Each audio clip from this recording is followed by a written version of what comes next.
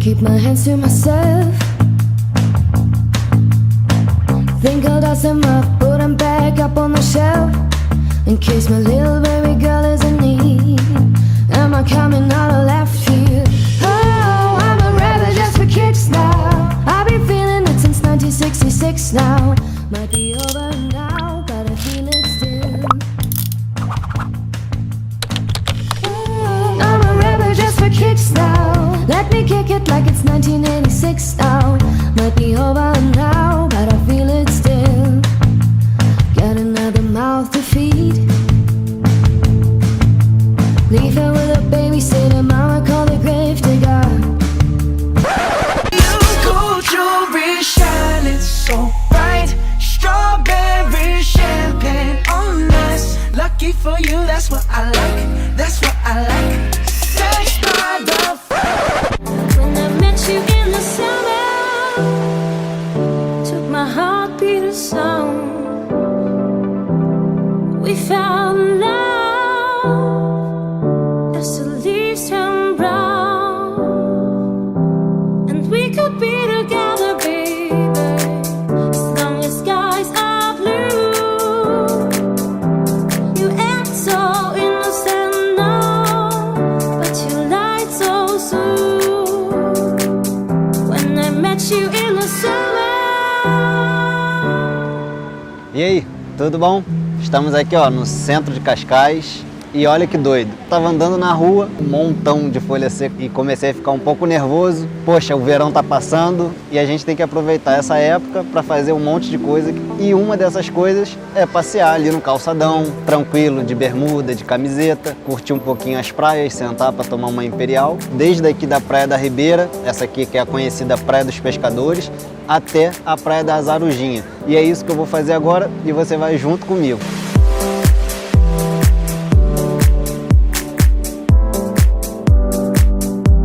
O pessoal tá aproveitando o verão, tá aproveitando aí o calor, ó, praiazinha cheia. Essa daqui é a Praia da Ribeira, a gente sempre vem aqui, você com certeza já viu a gente aqui. Fica bem em frente ao Hotel Bahia, conhecida como Praia dos Pescadores.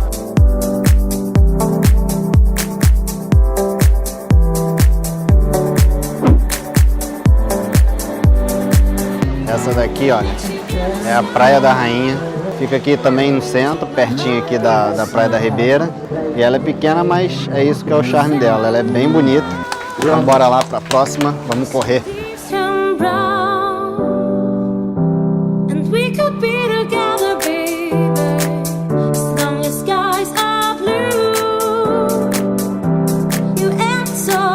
E essa daqui, olha, é a Praia da Conceição, ela fica logo ao lado ali da Praia da Rainha. Essa praia aqui também é muito boa, muito bonita e tem um pouquinho mais de espaço.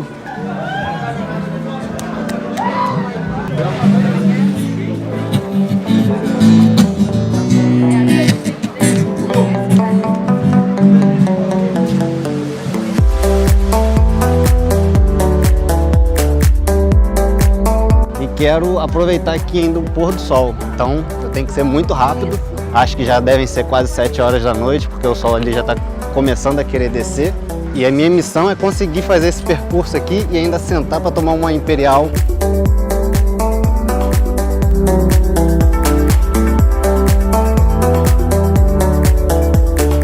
Aqui ó, depois daquela curvinha ali, daquele castelinho, essa daqui já é a Praia da Duquesa. Essa praia aqui é espetacular. Todas as praias aqui são muito boas, é difícil você até escolher uma, mas vamos lá. Eu vou deixar você olhar um pouquinho de cada uma e você mesmo ver aí qual é o tipo de praia que mais te agrada.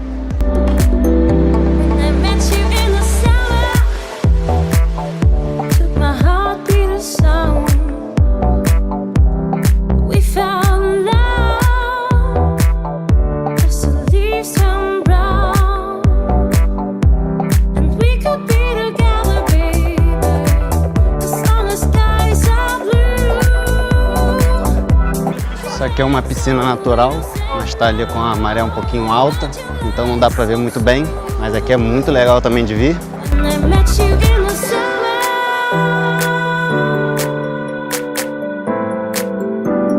Cara, olha que engraçado, eu parei aqui um pouquinho e olha ali atrás da gente. Pelo que eu entendi, aquela senhora ali é a mulher do guarda-vidas e ela não tá gostando nada. Segundo ela, tem umas mulheres aí na praia que estão simulando qualquer coisa para o marido dela ir lá salvar as meninas. Olha lá, como dizem aqui, o cara tá tramado.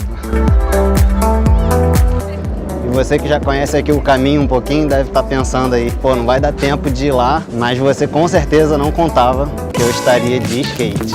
E olha, de skate no calçadão de Cascais.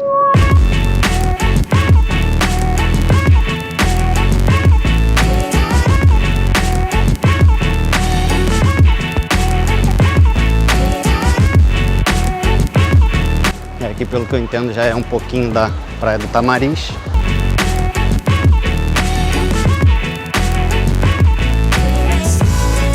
E aqui que é a parte principal mesmo dessa praia. Ela fica bem na altura aqui do Cassino Estoril e da estação também, estação do Estoril aqui do comboio.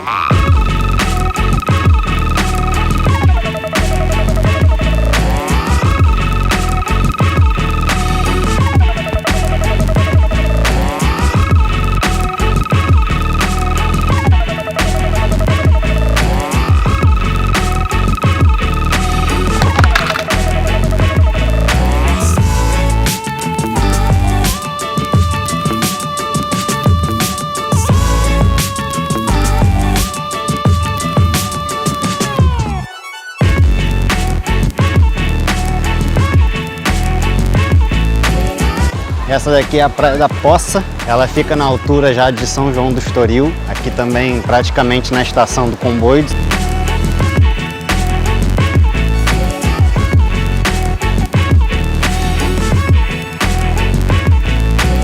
E aqui ó, na Praia das Arrujinhas, essa daqui é a última, vou ver se eu consigo arrumar um lugarzinho legal ali para sentar.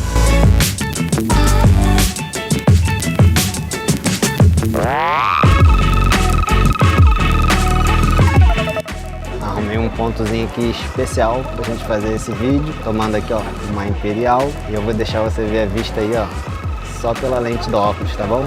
Tô brincando, ó, vou virar aqui um pouquinho pra você ver, olha que beleza aqui ó, de lugar que eu arrumei.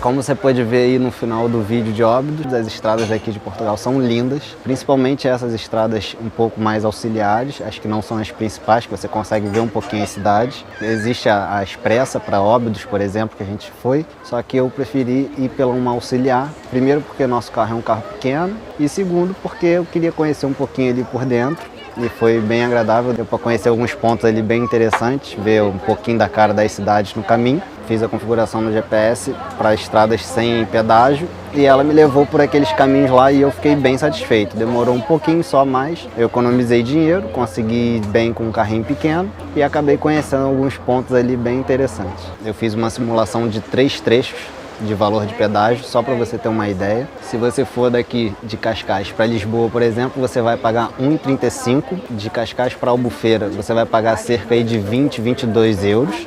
E se você for daqui para o Porto, você vai gastar quase 30 euros. Pela estimativa aqui, me deram R$ 26,80. Todos esses valores aí considerando veículos classe 1, que são os ligeiros.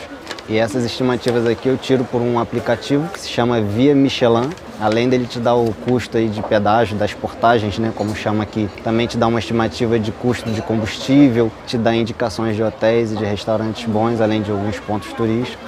Fica aí atento porque tem trechos aqui de Lisboa para o Porto, se eu não me engano, só aceitam cobranças automáticas. Eu não sei como funciona direito para quem não tem o Via Verde, que é o nosso, uma espécie de um sem parar. Então, falando rapidamente, né, das estradas, é isso. Elas são muito bonitas, são muito bem feitas. De modo geral, as ruas também têm um asfalto bem cuidado. Inclusive, em 2014, 2015, saiu um relatório do Fórum Econômico Mundial apontando Portugal como a segunda melhor malha rodoviária do mundo, ficando apenas atrás de Emirados Árabes. Não só eu que estou falando, elas são bem boas mesmo e muito agradáveis de dirigir. O trânsito aqui em Cascais é bem tranquilo, no geral, com exceção aí dos dias de bastante sol, os dias de final de semana, que vem bastante turista, vem bastante gente que está ali em Lisboa, vem para cá para vir nas praias. Mas, de modo geral, o trânsito é bem tranquilo, principalmente para quem tem a referência igual a nossa, do Rio de Janeiro. Achar vagas aqui é relativamente tranquilo, com exceção aí também desses dias de sol, esses dias aí que atraem mais turistas, então fica um pouquinho mais complicado. Eu vou aproveitar aqui e mostrar o preço do estacionamento para vocês, olha.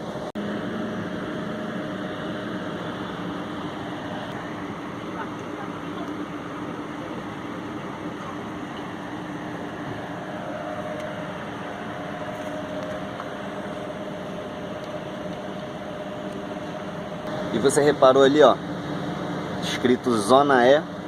O centro de Cascais é separado aqui por zonas de estacionamento e no meu caso é a Zona E. Eu, por ser residente aqui dessa zona, eu tenho direito, com esse dístico, com esse adesivinho no para-brisa, a estacionar em qualquer lugar que esteja escrito Zona E. No site deles tem um arquivo disponibilizando o mapa com todas as regiões. Apesar de eu não morar na região aqui da Baía de Cascais, acabo podendo estacionar aí próximo a vários pontos de interesse da gente. Agora, isso não tem nada a ver com Lisboa, tá? Lisboa já é uma outra coisa, já é um outro cenário. Tô falando aqui de Cascais, que é o que a gente tem um pouquinho mais de experiência. Mas eu também já fui em Lisboa e já pude constatar aí que em horários de pico, Lisboa fica um pouquinho mais complicado. Claro, não chega aos pés do Rio de Janeiro em questão de trânsito. Também na entrada e na saída de Lisboa tem um fluxo muito grande de pessoas em alguns horários específicos. Então, se você por acaso tem horário de voo, tem horário de chegar no aeroporto, você tem sempre que ter atenção, sempre sair com um pouquinho de antecedência.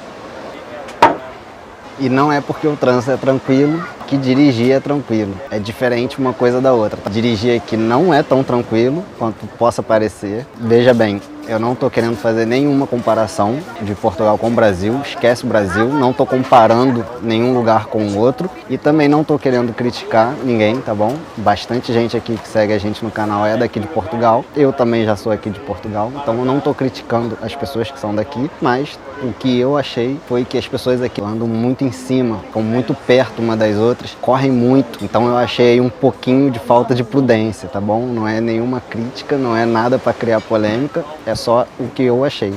Mas, apesar disso, uma coisa muito boa é a questão de que todo mundo, 99% das pessoas param para você atravessar na faixa de pedestre. Existe aí o 1% que não para, dá uma olhadinha assim pro lado, finge que não te viu e passa batido, mas as pessoas param para você atravessar e eu, como hoje em dia sou, na maior parte do meu tempo, pedestre, isso daí é muito legal, estão de parabéns.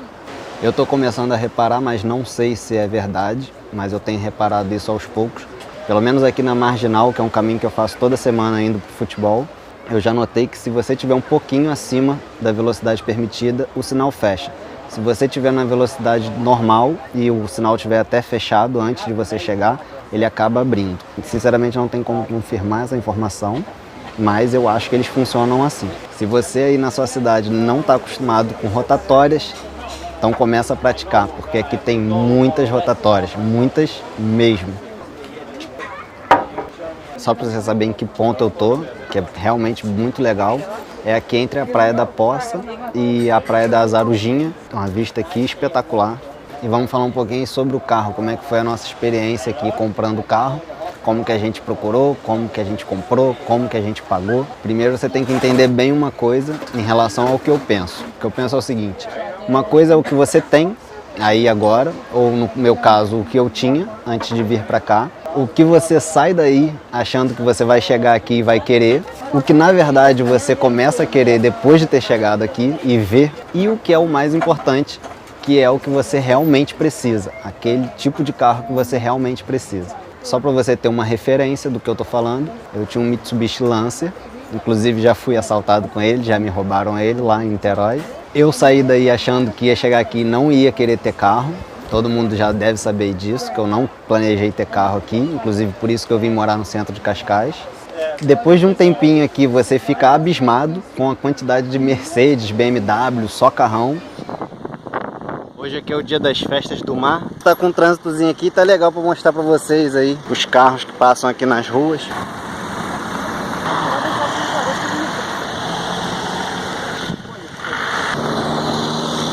Olha, Martim,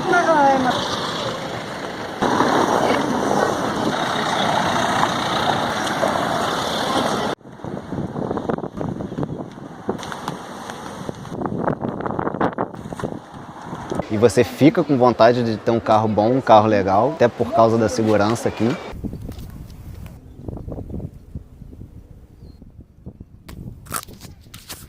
O interessante é que é bem comum você ver esse tipo de carro aqui. Lá em Niterói, por exemplo, se você visse alguém passando com esse carro, você já sabia quem era, o nome, o sobrenome, qual é a família, aonde mora, o que que faz. Mas, como eu já disse, o mais importante é aquilo que você precisa, é o tipo de carro que você precisa. E no meu caso, eu só precisava de um carro para ir no futebol e andar em dia de chuva. Eu não preciso de carro para fazer praticamente nada, quase não uso carro. E aí eu acabei achando um Micra. No Brasil, o Micra é o March, é o Nissan March. O meu é o Micra modelo K11. É um carro bem simplesinho, mas tem tudo, muito bom e atende a tudo que a gente precisa. E eu só tive que desembolsar 1.300 euros, cara. 1.300 euros um carro. Não é só o preço do carro, você tem que levar em consideração, todos os custos associados a ter um carro, combustível, o seguro, o que se chama aqui o selo, que é o imposto anual do carro. Tem também anualmente uma inspeção, bem similar aí à vistoria que a gente faz. No meu caso, se quiser um carro da categoria ligeiro e que tem um motor pequeno, tem uma emissão baixa de CO2, então o meu imposto anual é por volta de 35 euros. A inspeção é por volta de 20 a 30 euros. Para você transferir o carro, existe um custo de 65 euros que você paga na conservatória na hora de transferir para o seu nome. E existe aí um seguro obrigatório, é um seguro que pelo menos tem que cobrir aí danos a terceiros, foi assim para o meu caso. O meu carro é um carro barato, é um carro do ano 2000, não é novo, mas o seguro não é calculado só pelo carro, eu acho que é calculado principalmente pelo condutor, pelo histórico do condutor, o endereço e tudo mais. A minha carta, apesar de ter a emissão antiga, não tem nenhum histórico aqui em Portugal, eu nunca fiz nenhum seguro aqui em Portugal, e mesmo assim o meu seguro custou 230 euros. Ele é barato, mas ele não é tão barato assim em relação ao valor do carro. Se você vê aí a proporção do valor do seguro para o valor do carro, ele é um pouquinho caro. E você tem que levar sempre em consideração a questão da manutenção. Eu, por exemplo, escolhi o Micra porque eu sei que é um carro japonês, é um carro de boa qualidade e que sempre dá pouca manutenção. E a manutenção que dá tem as pecinhas com precinho bem barato. Fica atento, porque a mão de obra aqui, de modo geral, não é barata. Todo serviço que for manual, todo serviço que for braçal, não tem um valor muito baixo aqui. Tá? Existem aqui vários tipos de combustível, os carros elétricos aqui são bem disseminados já, mas os principais é gasolina e diesel, né? O gasóleo, que eles chamam aqui. Eu, pessoalmente, preferi um carro a gasolina, porque, como eu já disse, eu uso muito pouco. Acho que o carro a diesel, a gasóleo, é para quem usa mesmo sempre. Então eu optei por uma gasolina mesmo, porque eu não rodo muito, não vai fazer grande diferença para mim. Mas se você vai rodar todo dia, se você vai para o trabalho com carro, vai rodar aí 2, 3, 5 mil quilômetros por mês, talvez seja uma opção o gasóleo, o a diesel, porque o preço do combustível é bem mais baixo. Eu também vou tentar botar lá no Instagram uma foto aí dos preços de combustível, mas é mais ou menos, tá, por alto, porque eu não lembro muito bem de cabeça ainda, mas é mais ou menos 1,30 eu acho, o gasóleo, acho que um pouco menos, lá para 1,20, 1,20 e pouco. Depois eu vou confirmar lá no Instagram. E a gasolina, quando o preço é bom, é 1,35, 1,39, mas o preço normal é 1,40 e pouco. E aí você pode, erradamente, achar que isso é muito caro para a gasolina. Converter, né, esse 1,40 para real e ver que é caro, mas não é. A gasolina daqui é pura. Só para você ter uma ideia, o meu carro tem 17 anos de idade e eu faço aí com ele 15 a 16 km por litro. Então, apesar do preço do litro da gasolina ser um pouco mais caro se você converter, o consumo do carro é muito menor do que o carro comum aí. Deixa a dica aí também de você evitar de comprar carros abaixo do ano de 2000. Existe ali em Lisboa, principalmente ali na área mais turística de Lisboa, já é proibido a circulação de carros abaixo do ano 2000. Se você pesquisar, você vai perceber que os carros que são abaixo do ano 2000 têm um preço bem melhor e talvez seja por esse motivo. Não cometer o erro e cair na tentação de comprar um carro importado, um carro de um outro país, ou um carro que esteja aqui com matrícula de outro país, matrícula estrangeira, Porque muita gente anuncia esse tipo de carro, diz que é barato você nacionalizar, botar ele com a matrícula portuguesa, mas não é. Não caia nesse erro, não compra. Apesar de ser bem mais barato, você depois vai ter dor de cabeça e vai gastar bastante dinheiro para conseguir legalizar ele aqui. Quase esqueci de uma informação aqui. Esse pezinho nas placas é o país da União Europeia. Cada país tem aí a sua inicial. E esses númerozinhos ali com fundo amarelo, 13 é o ano e o 01 é o mês que o carro foi registrado. Então qualquer pessoa na rua pode saber o mês e o ano do registro do carro. Eu não fiz autoescola, não tirei carta aqui, simplesmente troquei a minha habilitação brasileira. A gente já falou um pouquinho sobre isso no vídeo que eu fui lá em Lisboa fazer essa troca. Eu vou deixar ele aqui em cima para você dar uma conferida. Mas é um processo muito simples, não tem nenhum mistério. A única coisa importante que você precisa é estar residindo aqui legalmente. O órgão que é semelhante aí ao Detran brasileiro é o IMT e você só precisa se dirigir ao IMT sem agendamento prévio. Vai esperar um bom tempo lá, apesar de não ser tanto como a gente está acostumado no Detran, mas você vai esperar um bom tempo sim. E as únicas coisas que você precisa levar é a CNH, um comprovante de autenticidade dessa CNH, que eu já vou te explicar, um atestado médico de qualquer médico daqui, dizendo que você está apto a dirigir, e a sua autorização de residência, que é o seu cartãozinho de residente daqui. Essa autenticidade da CNH você pode fazer de duas formas. Você pode trazer um documento emitido pelo Detran que se chama Certidão de Prontuário, com o pagamento de um Duda. Para mim, acho que na época custou cerca de 150, 170 reais. E além de você pagar o Duda, depois que você receber a certidão, você vai precisar autenticar as assinaturas de quem assinou. Normalmente são 2 pessoas que assinam. E mais um apostilamento.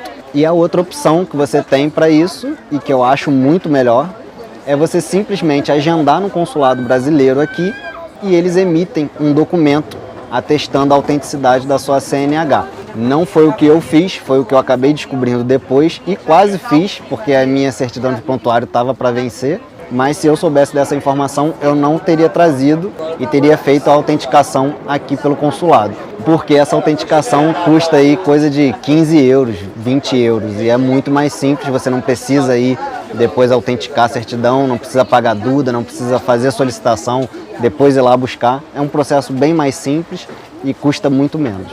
O custo para troca da habilitação é por volta de 60 euros, eu paguei acho que 65, se eu não me engano. E você sai de lá com um papelzinho que serve como a sua habilitação por algum tempo, por volta de 40 dias. E esse tempo que o papel vale é o prazo que eles te dão para chegar na sua casa, essa carteira portuguesa. No nosso caso, né, eu fiz a minha e a de Natália no mesmo dia. A minha chegou com um pouco de atraso. Eu passei mais ou menos uma semana com esse documento vencido e a minha habilitação ainda não tinha chegado. E a de Natália tem aí cerca já de 2 meses e ainda não chegou. A validade da sua habilitação é muito longa. Eu vou tentar mostrar aí para você agora na tela como é que veio a minha. Acho que a minha veio em 2035, se eu não me engano. Você vai confirmar aí agora na imagem. E o legal é que eles consideram a sua emissão da carteira brasileira. É também interessante como funciona o sistema deles de pontos na carteira. É exatamente o oposto do que funciona no Brasil. No Brasil, conforme você vai cometendo infrações, você vai ganhando pontos na sua carteira, até chegar um momento que você não consegue renovar ou você perde a carteira. Aqui é o contrário, conforme vai passando o tempo e você não tem infrações, você vai sendo premiado, ganhando pontos, e aí conforme a quantidade de pontos que você tem, é que vai ser o tempo que você precisa ir lá, fazer um exame, ou atualizar a sua carteira, ou qualquer coisa. Já chegando ali o pôr do sol, eu vou mostrar um pouquinho para vocês aí na volta para casa. Então eu espero que você tenha curtido. Se você curtiu, não esquece de clicar no curtir. Você pode se inscrever clicando aqui. Já estou chegando aqui no centro de Cascais, já passou das 8 da noite. Nada aqui acontece por acaso, justamente por causa do próximo vídeo. Então até a próxima semana.